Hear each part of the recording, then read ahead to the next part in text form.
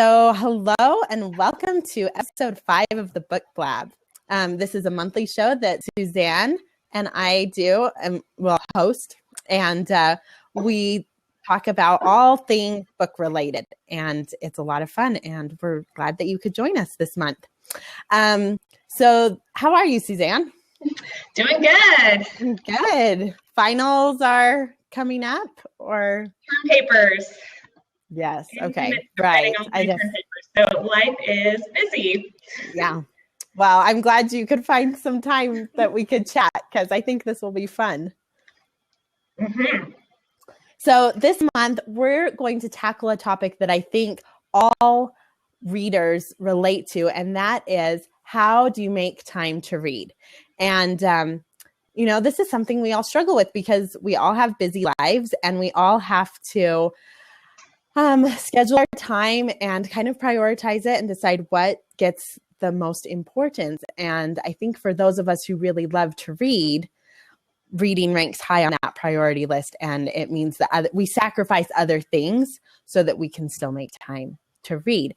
And before we get started, I just wanted to share a little part of a book I was recently reading. So I know that you've read Crossing to Safety. And I just barely finished it, and it was just amazing. So if you haven't read it, read it. But there's a character in there. His name is Sid Lang, and the narrator of the story is best friends with Sid Lang, and he talks about he describes Sid as being someone who reads everywhere. Like those are the words that he uses to describe Sid. He reads everywhere. And that hit me because I'm like, that is the mark of a reader. You just read everywhere. You take every spare minute you can get and you put a book into it, and you make sure books are always available. And anyway, we're going to be talking about a lot of those things, but I think that's the heart of it, that if you are a reader and you want to read, then you're going to read whenever you can, wherever you can, and whatever you can. So, Suzanne, why don't you start us off with our first tip? Well, I just want to contribute a thought to that. That when I was younger, that was totally me. I think that was a lot of us who defined ourselves as readers when we were young. Like every spare minute, I had a book, and I always had a book open under my desk at school, and I was always reading. And then I don't know what it is about adulthood or about becoming a mom, but you just don't have those hours to read anymore. And right. And I felt guilty, reading. Oh yeah. You should be doing that, 10 million other things on your to-do list. And so there was sort of, I was one of those people that was like, I would read if I only had the time, if I only had more time to read. And like you said, it's one of those things where I just had to decide one day, no, I am a reader, and it's a priority in my life. And so I have to figure out how to fit reading into this super busy, super boring adult life and make it a priority. So this first tip that I'm talking about, it's less a tip about finding time to read and more just like the foundation of setting yourself up to be a reader, right? And so it's all about how do I want to phrase this? It's you've got to manage your reading list. Yes. If you want to be a reader, then you have to have a to-read list. You have to know what you want to be reading, and you have to actively manage how you're going to get your hands on books. Because I think one of the bigger problems for me was, I read most of the things I owned, and I wasn't checking stuff out from the library, and so there was just nothing around to read. So being a reader, finding time to read, you actually have to have reading material around. And so some people buy books. We're not those people. We are library people, which is awesome. But either way you are, right? It's about knowing what you want to read and having it. And having it available. And managing a holds list at the library is a skill. It takes skill. It is. No, I totally agree with you. It takes years and years of practice. And I still, I mess up all the time. but like I've gotten it down to the science where I'm like, okay, I had like my holds list maxed out because my library has a limit, which is super lame. And I've got it like managed so that like certain books, they're staggered, you know, like the wait lists. And so some books are going to be coming in sooner. Right. Exactly. You'll see one has a hold list of like 45, but another only has a list of 12. But then the one that has 45 has like 30 copies. And the one with the hold list of 12 only has one copy. So it's totally an art to managing a hold list on your library. But it's something that like I prioritize staying on top of. And like once a week, I'm checking my hold list and adding things to it and making sure that things are going to, you know, come in, not all at once, because, well, sometimes they do come in all at once and you don't just everything and it's the worst. But, you know, anyway, so that's been my problem actually lately. We have not been in sync, the hold list and me. I'm like, everything's coming in at the same time or nothing is coming in. And I'm just like, it's so aggravating. That's the worst when nothing's coming in off the hold list. I'm like, okay, what am I going to... So obviously I need to fine tune my skills a little bit. Well, it's tricky. It is tricky, wrong. but it isn't a priority. If you want to, you know, like define yourself as a reader, it's all about managing access to books and in our lovely and having them available. Yeah, exactly. Yep. So I totally agree with you. Foundational strategy. All right, Amy, do you have a tip? Yes. Well, my tip, I'm sure, is one that you have too, and that is to listen to audiobooks.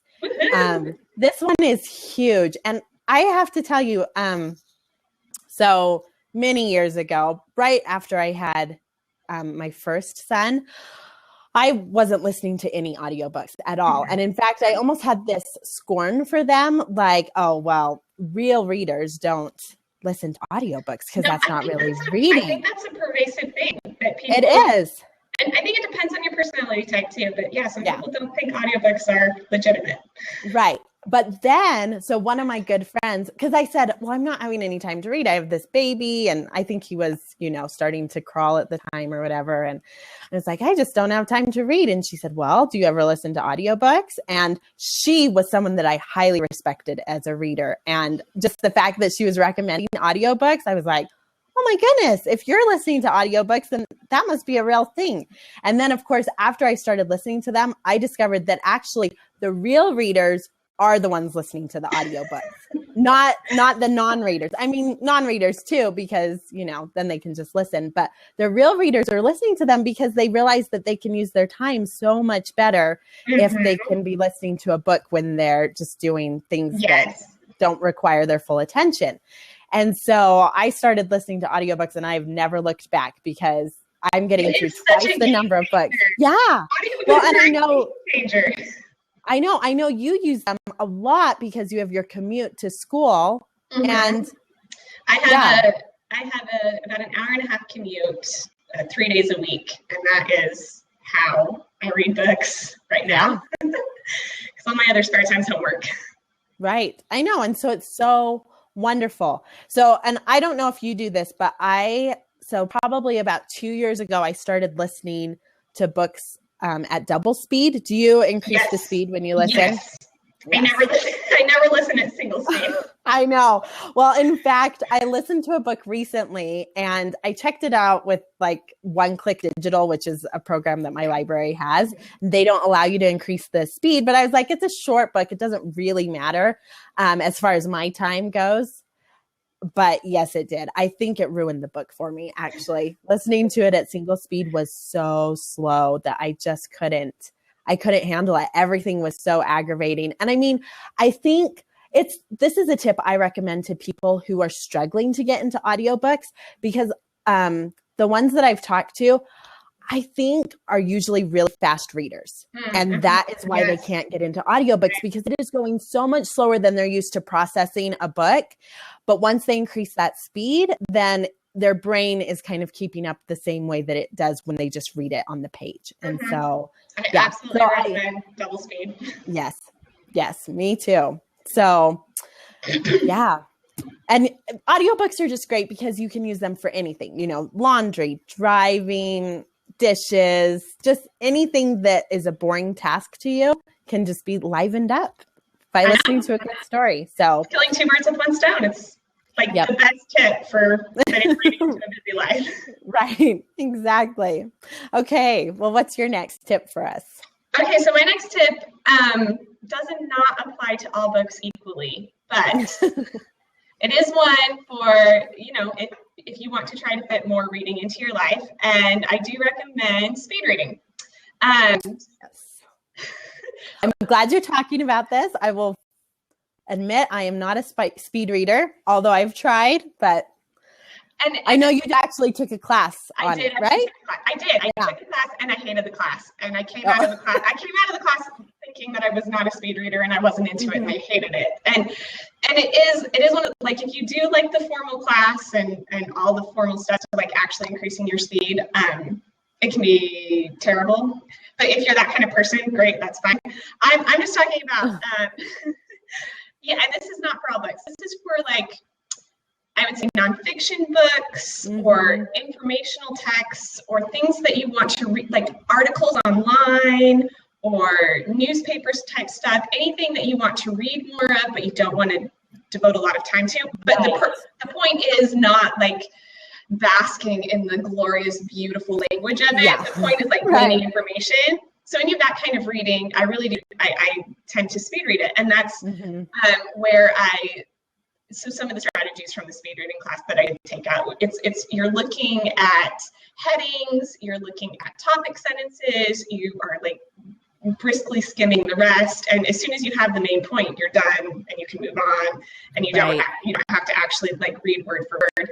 And it does take practice. It takes a lot of practice, and because I'm reading like academic articles every day, I get a lot of practice at the speed reading. But it's one way. It is one way to fit reading in, and that kind of reading. So yeah, you get through a lot of information too. Right. I mean, that's kind of what you're doing. You're just like, getting a lot of information. I think I probably do a type of speed reading when I'm reading blog posts or like you said, a newspaper or a magazine or something like that.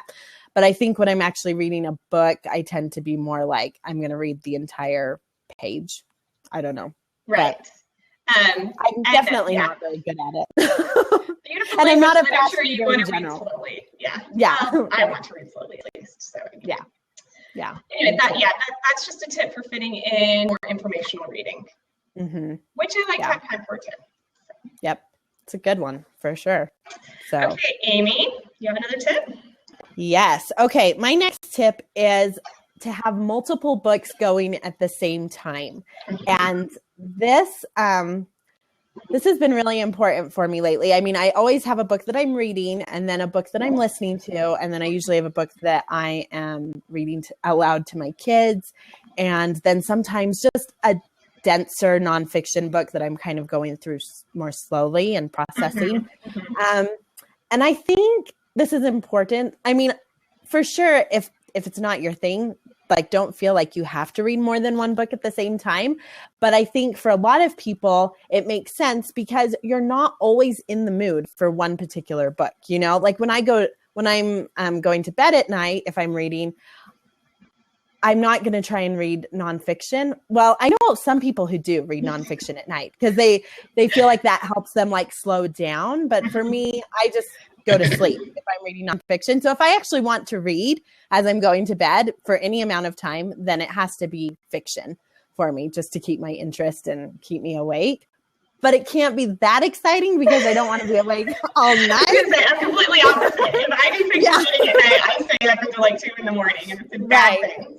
Right. I know. So there is a balance. I don't know. But my point is just that if you have multiple books going at the same time, you can kind of pick and choose. Oh, I know what another example is. So I just realized one time, like if we're going on a trip, a long car trip, I love to read in the car. Like love it, love it, love it. So 8-hour car trips are heaven to me because I can just read the entire time.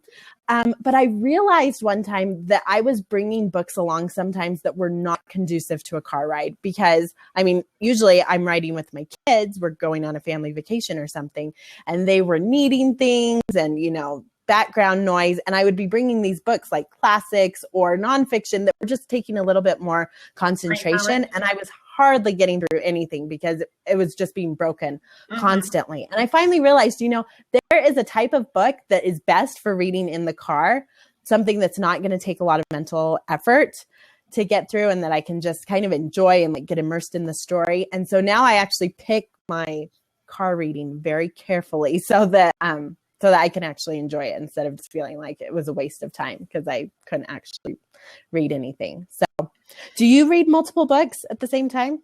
I do. I haven't recently just because schoolwork is, I usually, well, I mean, I guess I do because I usually have a book going that's homework and then a book. Right. So yeah, right. Yeah, right now I am only audiobooks. I know. Yeah. Can't do paper books right now. So I usually only have one audiobook and I check that at a time. But. Yeah. Well, me too. In fact, there have been times where, my hold list, I haven't managed it well, and I've gotten two at the same time, and they both need to be read for whatever reason. And I have tried to go back and forth between audiobooks, and it actually doesn't. Yeah, it doesn't work for me. So you kind of have to find out what your balance is, but I would definitely say look into reading more than one book because I think you can get through more books that way. And related to that is the idea that, I'm such a moody reader. Like, yeah, me too. I want to be reading what I'm in the mood for. And so if you want to be reading more, having books that you're likely to read in your particular mood is crucial, right? Like sometimes I just really want chick lit, light, fluffy candy that's addictive and you can just get through the night. Sometimes I really, really want that. And other times I'm like craving depth and make my brain work and beautiful language. Anyway, so having a book that you're in the mood for is important. So it goes along with having multiple books. Yeah, I totally agree. Yep. So my next tip is, it's really similar to having multiple books. It's just the idea of always having a book with you. And this is something I did when I was younger and then stopped doing. I don't know, but it's gotten so much easier with the advent of ebooks and audiobooks on your phone and just throwing an e-reader in your purse is so much easier than lugging around, the 500-page tome. So, always have a book with you, and then when you have a book with you, use it, right? Find those small and that's one of the things. This is actually something that I wish I was a little bit better at because I always want chunks of time, hours. I want an hour to sit down and read in a huge chunk of time. But I don't have that. I have 5 minutes here, or I have 2 minutes when my kids are actually playing quietly before they start fighting again, or just have little chunks of time. But I found that when I'm really, really engaged in a book, I sure do find those little moments, right? Yes. Yep. And just being more proactive about using those little moments and getting whatever reading you can in those little moments. Yeah. It's right. I read all the time while I'm blow drying my hair so when I'm blow drying my hair, I usually have a real book. And then when I'm putting on makeup or straightening it, then I switch to audio. Yep. So, and that's just a small chunk of time, but you know what? It really, it's reading time and it makes a difference. Yep. It totally does. So that's funny. So finding those small moments and keeping your books handy so that you can use them. Yep. That's great. Well, one of my other tips is just to give yourself some external motivation to read. And you can do that through reading goals that will kind of, give you some incentive, or joining a book club. Yeah, we've talked about that before on this show. And so that has really helped me. In fact, so tonight, right after this Blab, I have my monthly book club to go to. And we read Heart of Darkness this month, which have you read it? Not since high school, but yeah. So I hadn't read it since high school either. I know. So I hadn't read it either since high school. And I kind of was like, well, maybe my memory can just help me get through this. Maybe I don't have to reread it. But I was like, the only thing I really remembered about it was that there were these the shrunken heads on the posts. That's all I could remember. And so I was like, okay, it's short. I'll just reread it. But it was taking me so long to every time I would start, I was like, I need a break from this. And so I decided to, well, not decided. I mean, my book club is tonight. And so I literally finished it this afternoon because I finally had enough motivation. I was like, I'm going to have to go talk about it with these other really smart, intelligent women. And I don't want to look totally stupid because I didn't finish it and I don't know what's going on. And so that has helped me in many ways prioritize my reading because I'm like, well, I have this deadline. No, yeah, it's true. Deadlines are the best. And I mean, the best and the worst. That's why I'm an English student, right? Because it's like I love this stuff, but I need a professor to tell me to read some of this stuff. I'll actually read it. I need it to be homework, assigned, and then I'll read it. And then afterwards, I'm like, I'm so glad because I never would have done that on my own.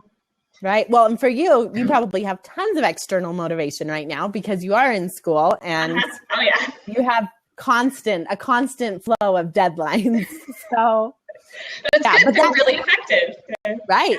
And that is one reason, and we talked about this when we did the reading goals episode, but that is one of the reasons that I set reading goals for myself because just my personality, I am really motivated by those personal goals and it just helps me get through more books. So especially that numbers one can really help just I hit mid-year and if I'm not halfway through how many books I wanted to get through, I know I've got to increase that number somehow. So I know, yeah. Having goals, having deadlines, whatever it takes, external motivation, it helps. Yep, for sure. So just really quickly, my final tip is about scheduling a time. This one's been an interestingly effective one for me when I'm outside of school.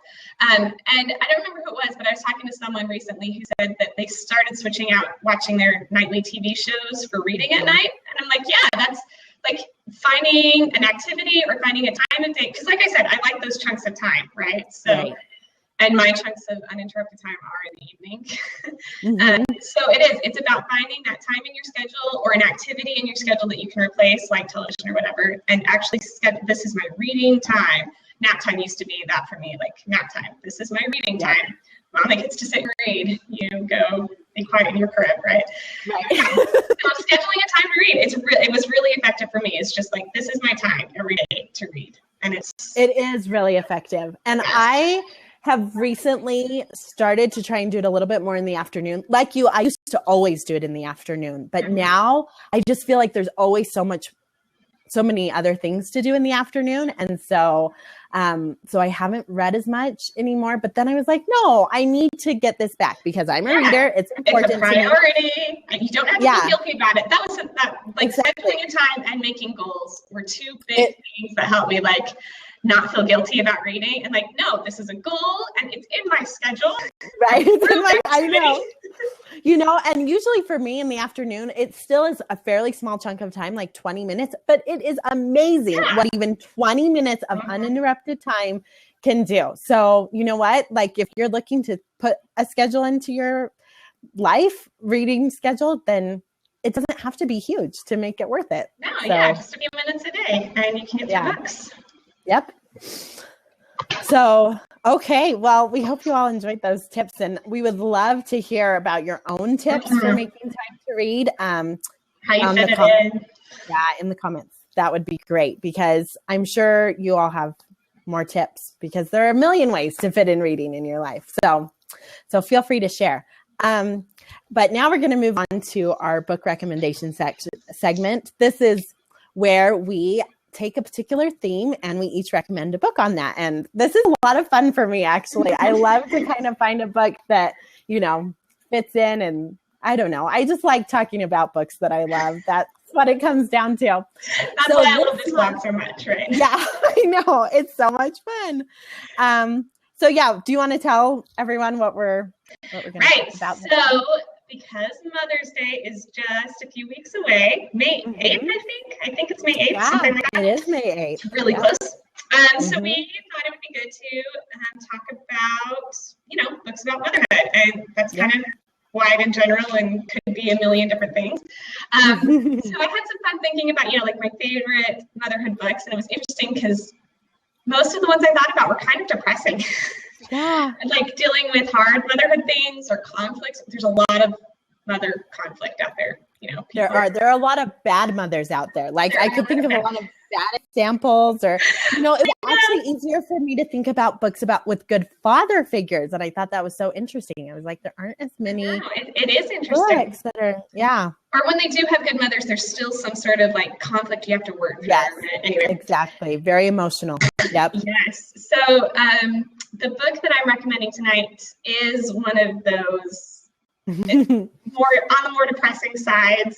It's like really heartbreaking motherhood situations. It's called The Light Between Oceans by M.L. Stedman. And just some really, I won't go into too many details, but there's a mom who, there's two mother figures in the book, and the conflict is just heartbreaking. It's like really sad, but so good and very well written, and I still recommend it. But I would definitely, I read it too, and it was so good. And I think it was one of those books that, it's kind of this impossible situation, but I was like, actually, from a mother's perspective, I can totally see why this mother did the things that she did. I know. Yeah. I think, it might be, well, actually, like the rational side of me was like, oh, that is such a bad choice. But the mother side of me was, oh my gosh. Yeah, that's what I would do. I know. Yeah. Anyway, it's good. I recommend it.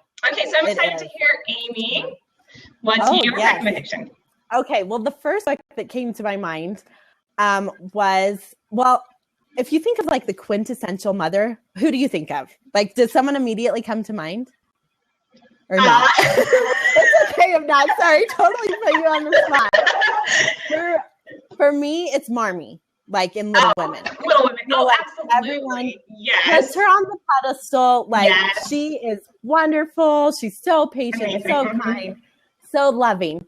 That's who I immediately thought of. But honestly, Marmee does not inspire me as much as her daughter, who I'm going to talk about. So the book that I'm actually recommending is Little Men. Sorry, can you see it? It's kind of dark in here, but Little Men, which is the second book, and it takes place when Jo has gotten married.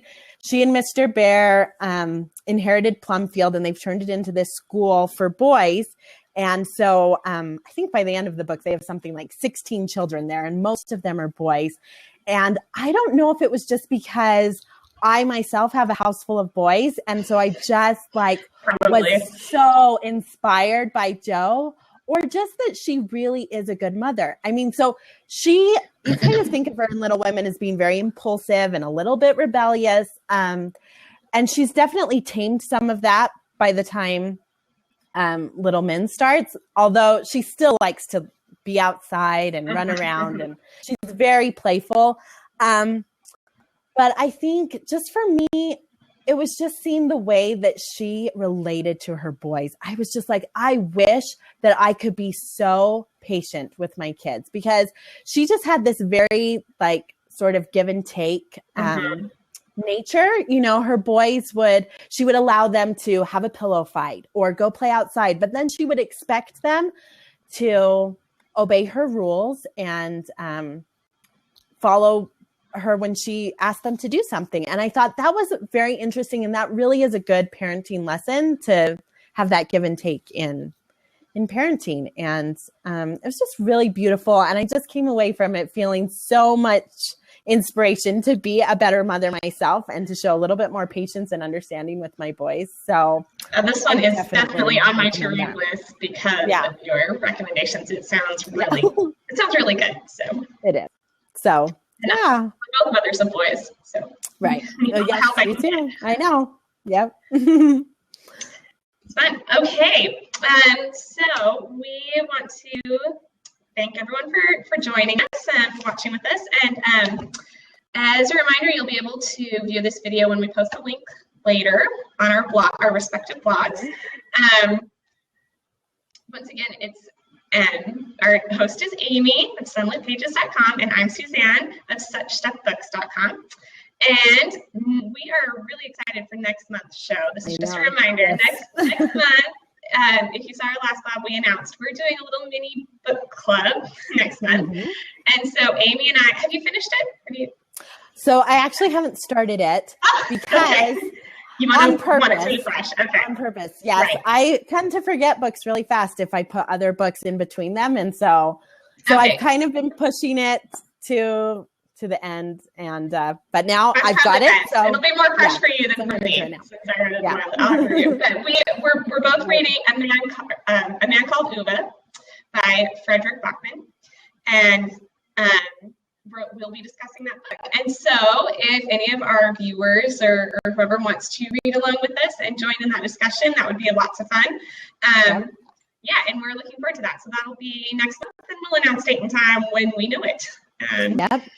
And that's going to be so fun. And actually, my sister-in-law, she already told me, she's like, I got the book and I'm reading it. So I know at least one person who's doing it. Yeah. So that'll be lots of fun. Yeah, we're looking forward to that.